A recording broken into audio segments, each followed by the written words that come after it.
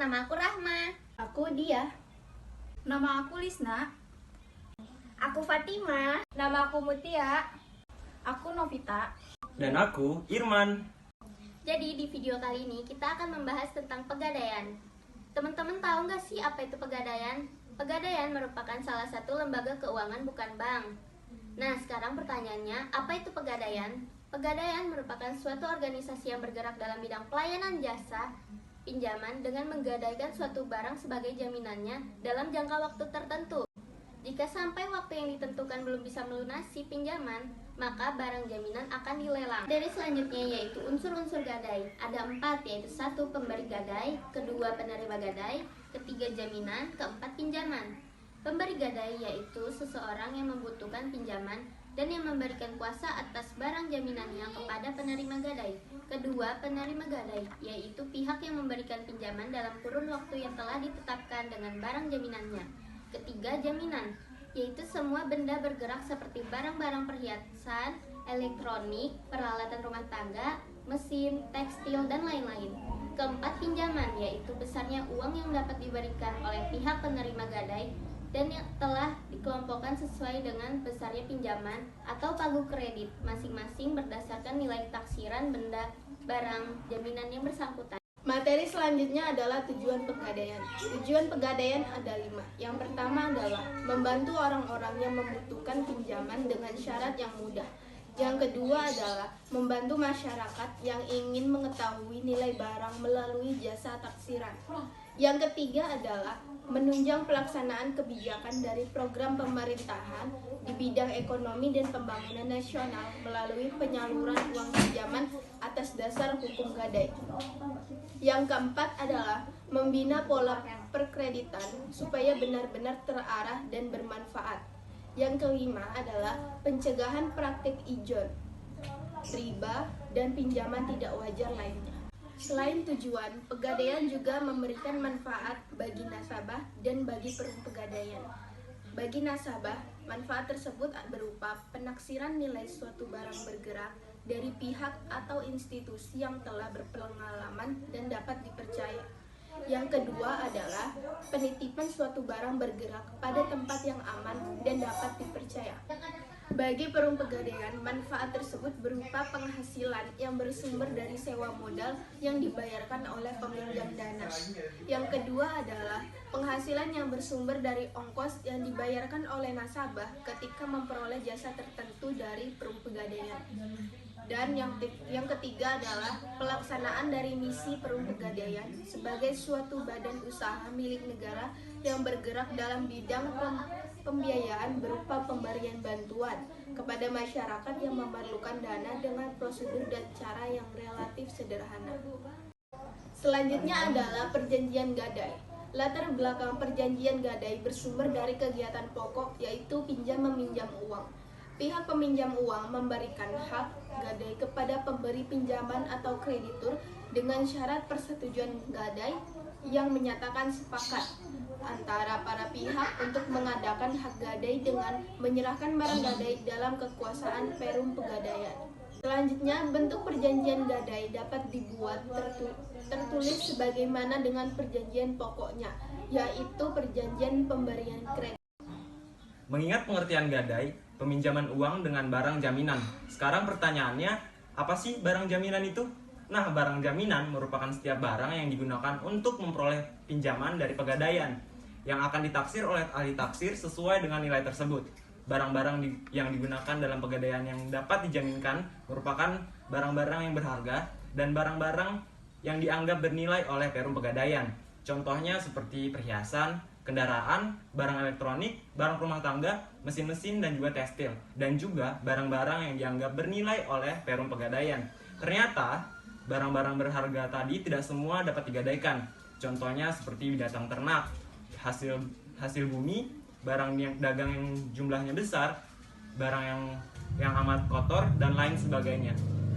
Perum pegadaian juga memiliki kegiatan usaha, yakni penghimpunan dana, penyaluran dana, dan produk jasa perum pegadaian. Kita akan bahas mulai dari penghimpunan dana.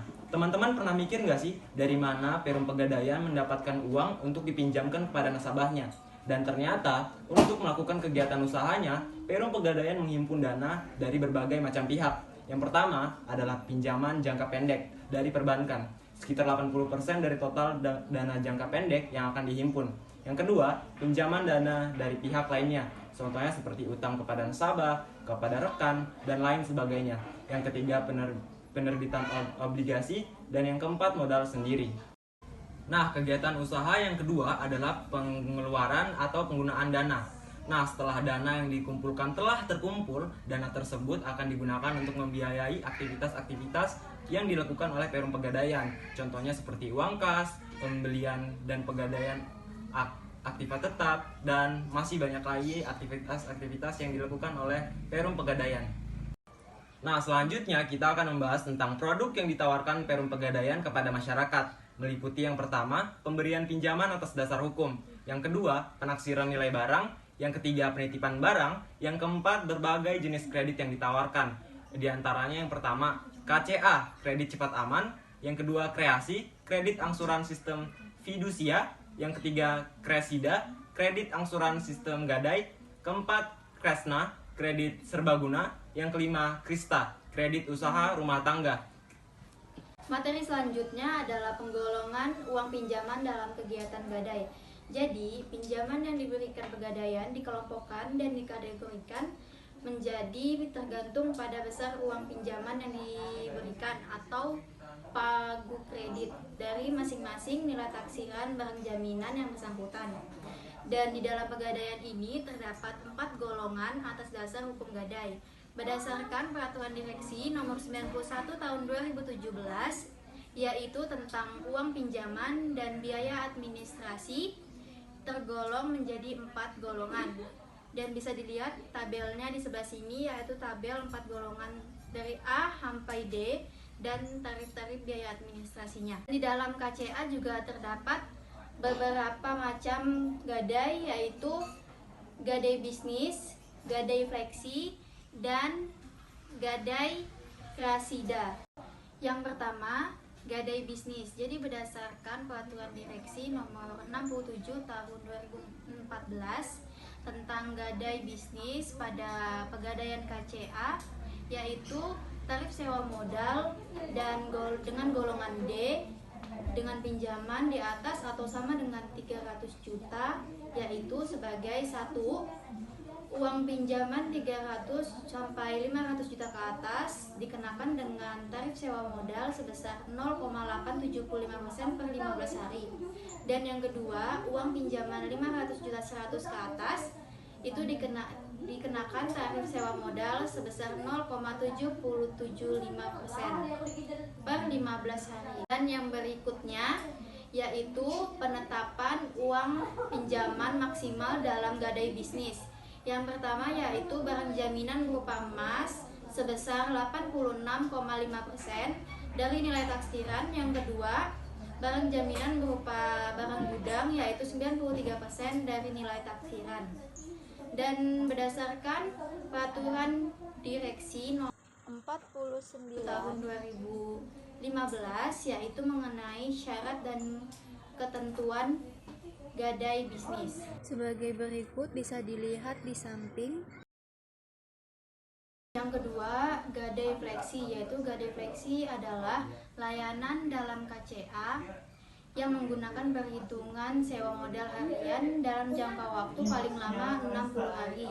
Dan barang yang dijaminkan dalam gadai fleksi yaitu barang berupa anggunan, yaitu jaminan yang berlaku pada KCA dengan biaya administrasi 1% dan biasanya dilakukan pembulatan pada ratusan ribu ke atas pada saat penyelesaian pinjaman.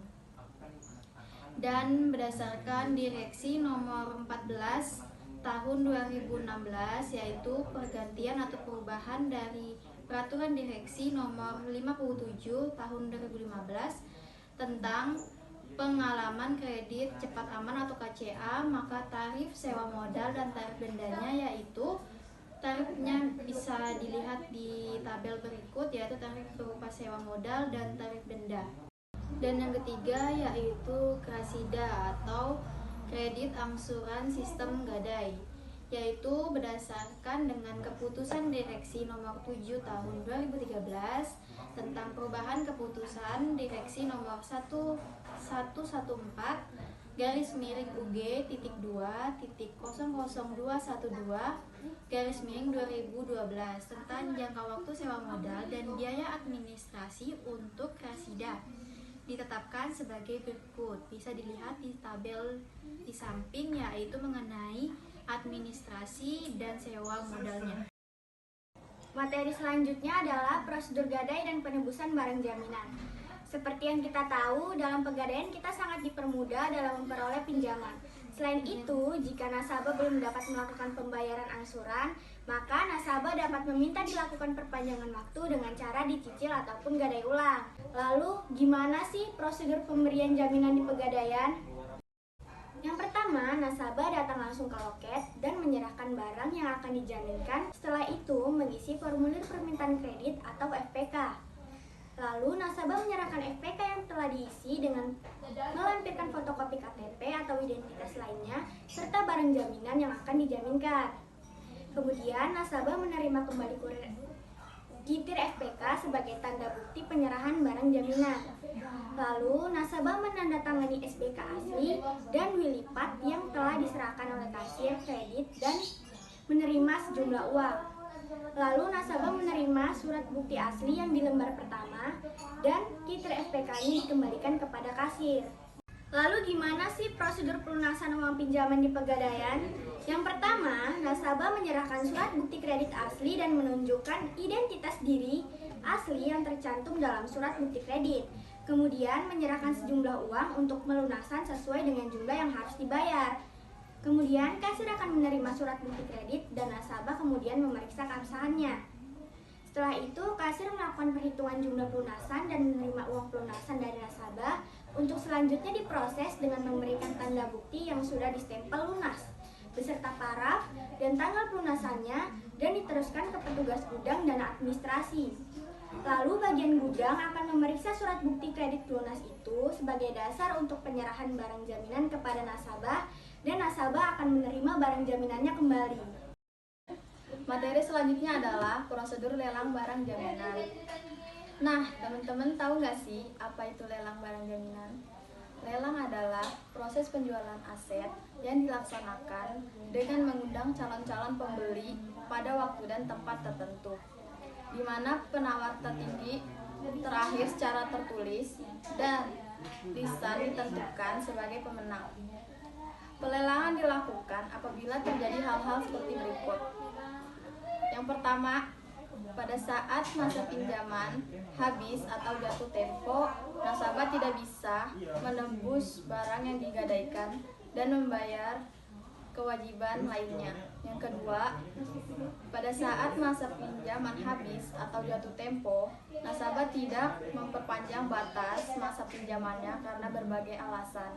Berdasarkan perundang-undangan yang berlaku, ada dua bentuk lelang yang dapat dilaksanakan, yaitu yang pertama, lelang sukarela, merupakan lelang barang milik perorangan atau grup yang dilakukan atas kehendak pemiliknya sendiri. Yang kedua, lelang eksekusi, merupakan lelang yang dilakukan guna pelaksanaan titel eksekutorial. Contohnya, lelang pelaksanaan putusan pengadilan atau eksekusi pengadilan. Materi selanjutnya adalah pencatatan transaksi pegadaian. Mengapa pencatatan transaksi pegadaian diperlukan? Karena untuk memberikan informasi mengenai piutang atau jumlah kredit yang diberikan oleh perusahaan kepada nasabahnya harus jelas dan akurat untuk keperluan manajemen demi lancarnya operasional perusahaan dan menghindari hal yang akan menimbulkan kerugian bagi perusahaan. Adapun uraian pencatatan transaksi pegadaian sebagai berikut. 1. Bagi pihak yang menerima gadai, yaitu pada saat menerima barang gadai tidak di jurnal, tetapi membuat tanda terima atas barang. Yang kedua, bagi pihak yang menggadaikan. Yang ketiga ada rekapitulasi. Apa sih pengertian rekapitulasi itu? Rekapitulasi adalah penjumlahan secara global angka-angka dalam kolom masing-masing jurnal khusus untuk serta menetapkan kelompok yang didebit atau yang dikredit. Sekian video materi yang dapat kami sampaikan. Sampai jumpa di video-video selanjutnya. Dah.